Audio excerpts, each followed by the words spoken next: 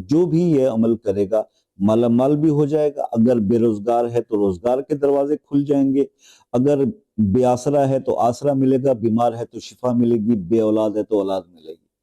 اعوذ باللہ من الشیطان الرجیم، بسم اللہ الرحمن الرحیم، السلام علیکم ورحمۃ اللہ وبرکاتہ۔ دوستو، جو شخص روز 40 بار سورہ شمس 40 دن پڑھ لے وہ یقیناً دولت مند ہو جاتا ہے۔